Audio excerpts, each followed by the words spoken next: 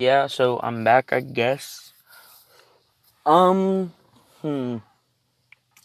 We left off with the dorm competition, so now we're gonna go to internships. Everyone would go to the same, except for, Deku. I feel like Deku would go to Aizawa's because, Aizawa sees a lot of the same in him. Like, really doesn't want to be at the top, really unamused with everything, but still wants to help. So him and Aizawa kind of have like a little relationship, like, hey, we're the same. Let's not just get on each other's nerves, kind of deal. Um. So I Deku won't be like a problem child. He'll be like Izuku in canon. He was the problem child, but he's also Aizawa's favorite child. It was pretty obvious. Dad Zawa. It's kind of gonna be like that, except for they kind of just. It's more respectful, not seen as a kid and father, more like equals kind of deal. I feel like Aizawa would give him an internship because of this. Maybe. Everything would go except for I'm not gonna make the Ingenium thing happen because I'm really not trying to have Ida die yet. It might happen soon, the Hosu incident. But at a different time, like during their work studies, maybe. Maybe. But honestly, it's just training, so Zuko builds them up more on martial arts and stealth tactics. Less pure brutes, and he's more stealthy. Like Aizawa. Watch from afar kind of thing. And people notice this when they get back. Everyone goes the same except for Ida's. He kind of just patrols with, wait. He goes with his brother Ingenium. Him and Ingenium be patrolling, and I guess because his brother didn't mess up and he's going to continue the legacy, they would both be Ingenium. But I'm guessing something would be different about Ida's. I'm not going to, think of it though. Here are names. I feel like Deku's would be Dragon's Breath. I mean, pretty self-explanatory. Breathes fire like a dragon. Okay, and then when everyone gets back, I'm gonna add something in. They're gonna have a 1B versus 1A little competition instead of the Hosu incident. So I'll just go with that one. Now Monoma sees Baku as the top dog and Deku is the second. He's like, those two are the best. I gotta beat them to show 1A they suck. So Monoma's really happy when it's actually him versus Deku, but then he's very surprised when Deku just shows no little interest at all and just walks out the ring and lays down. Deku just really isn't having none of the shit of battling. And everyone's like, come on, really? And I was just thinking in his head, yeah, problem child don't give a fuck. He don't want to do this. So they would lose a point because of that, but everyone's would be a little different. Kendo would actually be fighting Tetsu. And Kirishima, I will make him fight. Who will he fight? We don't really know. Oh, is that person with the thing that makes people go like sandstone, like the sand sinking thing? In 1B, I'm pretty sure he is. That's who he'll fight. Pretty much everything. Kaminari fights the same Ivory Girl. He loses again. I would say Kendo would win because she's able to just pick him up and kind of throw him out of bounds with her big hands. I don't know. Maybe Tetsu would win. But I feel like Kendo would have the bag, Like, you can make your hands hella big and just pimp slap him, make him go flying. And I imagine her hands have been, like, her hands get hardened kind of when they go in big mode because her power would really suck if it just, they went big and they were still, like, sensitive. Maybe she trained it where they're not sensitive, who knows? But I'm going to say it hardens it a little bit. But it's not noticeable. It just hardens the skin when it goes big. But it's still flexible. I don't know if you get what I'm saying. But never mind. Kirishima versus that dude. I feel like that dude would win. Because Kirishima's just really... he doesn't really understand the concept of being able to take hits and then dish them out, or being able to dodge and then counter. He's kind of still in that stage of push forward and hit as many times as you can, and just don't get hit, or get hit and just take the blow and then hit back.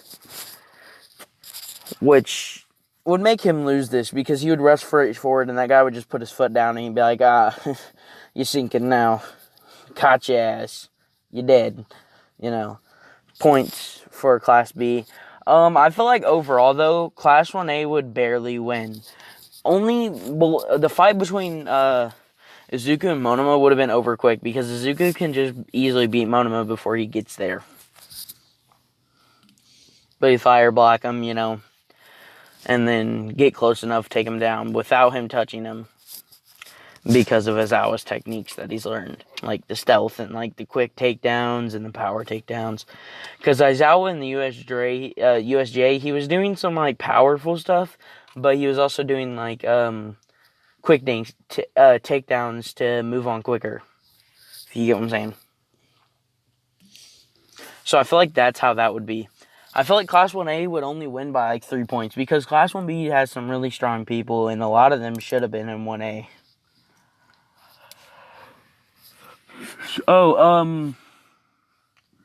Sento gets moved up to 1B if he wasn't already in there. So he's less salty, But he still does not like 1A, like Monoma. So I think he would fight... Who would he fight that would change the difference? Togami, because Togami really doesn't talk. I think... when he says Dark Shadow calling him out, like, what if Shinzo asked him and then he said it? Would that count as answering? As soon as he says go, he gets Dark Shadow just in case. Pushes him out. So that's what would be really one of the main differences. Nothing really happened on their internships that was interesting. Final exam arc? Okay, yeah. Because that's what happened after the internships. Yeah, okay, they do their final exams. And Izuku would be paired with who? He doesn't really get along with anybody. And he doesn't really put too much effort. So I think they would have to get somebody to push him to his limits. But still, since he's still seen... I think everything would be the same except for Kendo and Sero. Yeah, because Mineta gone. And I feel like Bakugo and Deku would still be in the same team because of teamwork purposes. They need to learn to work together. And this one, Zuko still tries to make a plan with Bakugo because he knows he's going up against All Might. All Might's strong. Like, we need a plan. But Bakugo's still in that, I'm better than you, leave me alone. You're not allowed to talk to me, bitch mode. But he's gonna get some. And Canon, he got rework, I don't know. I might keep him the same. Make him die of a heart attack from so much stress on his heart from being angry all the time. Anyways. But I feel like everything would stay the same. Exact same people passing. Except for I feel like Kendo and Sarah would pass. Because Kendo's big hands can get rid of the mist. Like you've seen at the training camp. And then Tetsu took down the... dude. But, I feel like Bakugo and... I feel like Deku would just leave Bakugo behind to fight. Like, if he don't want to listen to me, I'm not listening to him. I'm just going to pass and leave Bakugo behind. Fuck him. He can fight All Might. Kind of push All Might back with the fire and then keep pushing forward, sneaking around like Aizawa.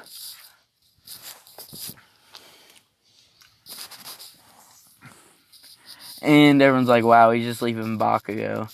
And then, he really doesn't have any remorse for it. I mean, Bakugo didn't want to make a plan, so Deku came up for a plan for him and him only. Same with Bakugo. Which shows the teachers that they're not gonna work together. We just need to keep forcing this somehow. I feel like Bakugo wouldn't pass because of this, and I feel like Deku would have physically passed the exam, but the part they wanted him to excel at, working with Bakugo, he did not pass that part. But I don't think he should get extra lessons for it, because if he tells them the story, they're going to see, oh, Bakugo didn't want to make a plan. This was harder on him. He tried. Bakugo was the one who didn't reach out. So I feel like Bakugo would fail, and because of that, would be mad. So when they kidnap, the Bakugo kidnapping wouldn't happen.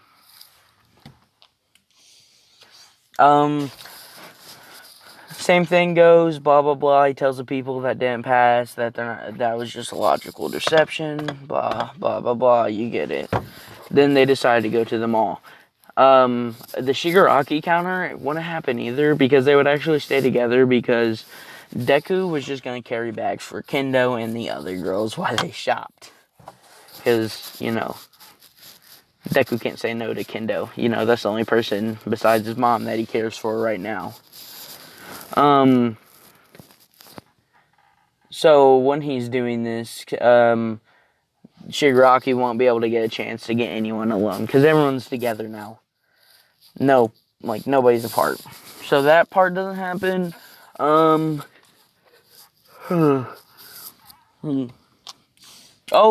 also because Deku has a one for all, a lot of this has changed too.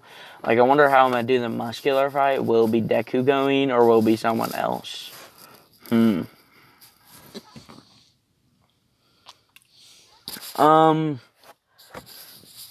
Alright, so they go. The same thing happens as canon, except for in the fight, Deku really doesn't stays by Kendo and only helps her.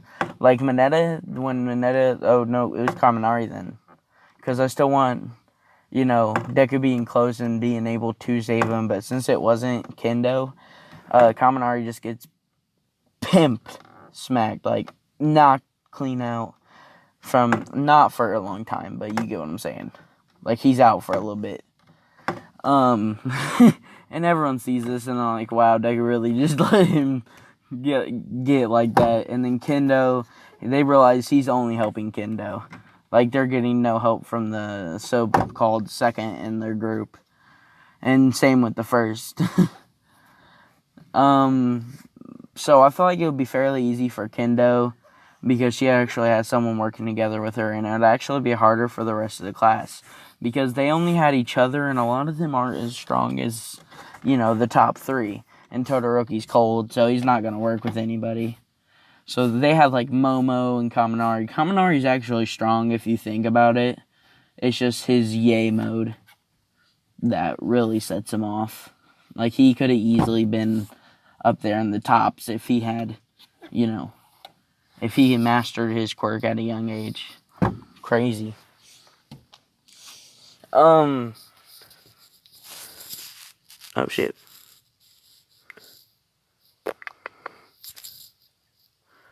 Let's go with that one. I'm trying to think. Fuck. When they get there, the same interaction, except for when Koda sees Deku. Since Koda's in that same broken state, he can realize when other people are the same way. So he doesn't hit Deku. He kind of just stares at him in awe, like he's the same as me. He knows what I'm going through. So him and Koda will actually be very close, and Deku will help Koda overcome his little thing. But Koda still went up there to say goodbye to his safe place, because he's gotten more, like, used to people and getting better with it on that day of the attack. That's how he got up there.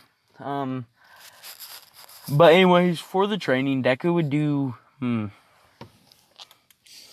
he'd be working on control over his pyrokinesis and trying to make his flames hotter to the point where he can breathe. I'm going to say, so I'm trying to think, if you look at a fire, like, what colors you see as it gets hotter, like blue, green, and then, of course, there's that, like, you know, I don't really think fire can get white or black. Can it? Well, if it can, that's cool. But if it can't, it's fictional, and that's either way cool for fictional characters to have that kind of power. Oh yeah, I never decided who got one for all. You know, I'm just gonna give it to Deku. It boosted his quirk. He can breathe up to black flames now, and he has better pyro over his blue, where it's actually like his normal one. And over the green, he can do that one for 30 minutes, and he can only control the black ones for 5 minutes, like the blue flames at first. And he also got strength enhancement from that. But he barely uses it. He might, like, mainly uses his pyrokinetics, but he also, people can tell he has extra strength. Enough to create gust of winds, yeah. Like All Might, you know. So he does have his full cow mode, except for his full cow. I think Black Knight Lightning looks cool as fuck. You know? But I don't know if that would go good with Izuku.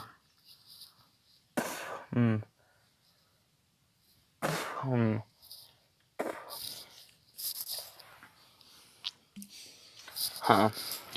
Ooh, I got an idea. Whatever, I'm gonna say he activates both quirks at a time, so it looks like an evolution. So people don't get suspicious. When he activates his red fire, he has red lightning. Blue fire, he has blue lightning. You know, green fire, green lightning. Black fire, black lightning. And, you know, eventually training, he's going to be able to have master control over all of these. And that's as far as his quirk will go. So he has this and everyone sees this. So he works on control there. And he has enough to take down. I would say, since he did do training, he's just conservative. I say he can use 50% of one for all. 50. So not 100 yet. The night of the little attack, when he fights Muscular, he whooped Muscular's ass, burning him and punching on him. Once he found out what Kota did, like what his parents did to Kota, like what Muscular did to Kota's parents. Fuck, I messed up that whole sentence a second ago. But he started whooping on Muscular, like you took his life away from him. And Kota seen this, like he was like, wow, he cares, you know. Kota was also scared from the fierce, like animalistic bloodlust craziness coming from Deku. Like he's gonna kill Muscular, which he doesn't. He just beats him half to death. Actually, he's very close to death. Then Deku just walks away, picks Kota up, and runs to the thing where everyone else is. Well, not everyone. Then he goes to help. Because of Deku, because he didn't see, I'm gonna say, Kendo in there. So he's like, I gotta go get Kendo. I'm not staying in here if Kendo's out there. And they're like, oh, okay, I see how it is. So Deku's running around looking for Kendo. The villains are looking around for Bakugo, but of course he's inside the building. And they don't know that until the Dabi thing goes there. And they're like, oh shit, he's inside the building. Get Muscular, go down there and rampage that. They see Muscular's off comms and they're like, oh shit, Muscular's gone. So they're like, alright, we gotta ski. Big boy's gone. And that means something out here can beat him. Dabi notices Zuko and sees how, like, unconcerned and, like, chillaxed he is. And he's like, okay, what's this guy's problem? They're the kind of a mirroring image of each other, except for black hair, green hair. One fire, like, with his hands and scars. The other one, like, you know, not as many scars. Some burn marks because of Bakugo's explosion. That would have left some burn marks and scars. But he breathes fire. And he can use it in his hands. So they kind of see each other as, you know, the same. It's weird. But then the villains skeet out of there. No one gets captured. So there's not going to be that whole all-for-one All Might fight yet. And I think I'm going to do it, but All Might going to get his cheeks clapped. And Deku going to have to come in and save that dude. Because Deku has grown some care for All Might, you know.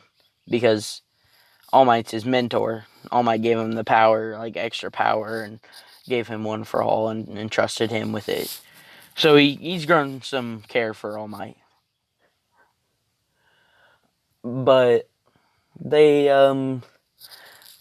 we'll get into that later. How long is this? I just talk way too long, I swear. Oh, I'm gonna be doing a what if Deku was Aizawa's son? I already got like the first part written for it, but I don't know if I should continue this. I mean, some of you, like, I guess 30 views or 50 altogether, which isn't bad.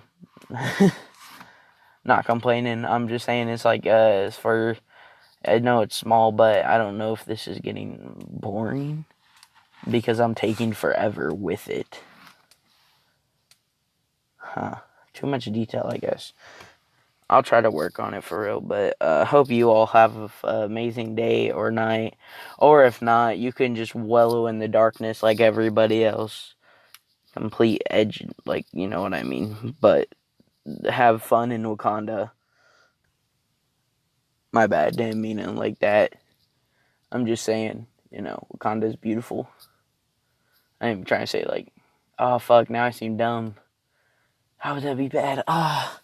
You know what I mean. Have fun in your paradise, whatever it is. Some of us are weirdos. Some of us have sick paradises. I mean, you know what I'm saying. But I guess see you next time. I don't know.